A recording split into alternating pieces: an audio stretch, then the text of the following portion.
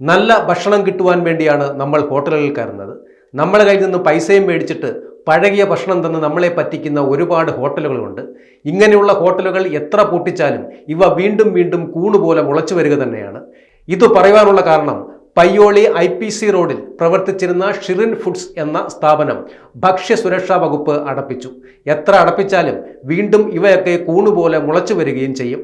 ഗുണനിലവാരം ഇല്ലാത്തതും പൂപ്പൽ ബാധിച്ചതുമായ ഭക്ഷണ സാധനങ്ങൾ ഉപയോഗിച്ച് പുനർനിർമ്മാണം നടത്തുന്നതായി കണ്ടെത്തിയതിനെ തുടർന്നാണ് ഈ നടപടി എടുത്തിരിക്കുന്നത്.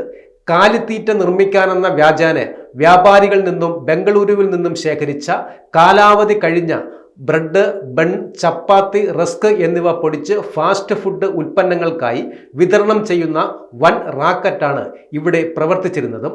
ഒരു രഹസ്യ വിവരത്തിന്റെ അടിസ്ഥാനത്തിലായിരുന്നു ബാലുശ്ശേരി കൊയിലാണ്ടി ഫുഡ് സേഫ്റ്റി ഓഫീസർമാരുടെ നേതൃത്വത്തിൽ ബുധനാഴ്ച രാവിലെ മുതൽ വൈകുന്നേരം വരെ നടത്തിയ പരിശോധനയിൽ 3000 കിലോ ബ്രെഡ് ക്രംസും 500 കിലോയോളം പഴകിയ ഭക്ഷ്യവസ്തുക്കളും പിടിച്ചെടുത്തത്.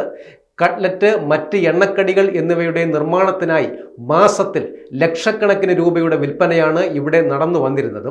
ബേക്കറി യൂണിറ്റിനായി നഗരസഭ ലൈസൻസ് എടുത്ത സ്ഥാപനത്തിൽ മനുഷ്യർക്കും മൃഗങ്ങൾക്കും ഒരേപോലെ ഭക്ഷ്യവസ്തുക്കൾ നിർമ്മിക്കുന്നത് നിയമവിരുദ്ധമാണെന്നും ഇത്തരം ഉൽപ്പന്നങ്ങൾ പശുക്കൾക്ക് നൽകുന്നത് പാലിന്റെ ഗുണനിലവാരത്തെ ബാധിക്കുമെന്നും ഉദ്യോഗസ്ഥർ മുന്നറിയിപ്പ് നൽകിയിട്ടുണ്ട്.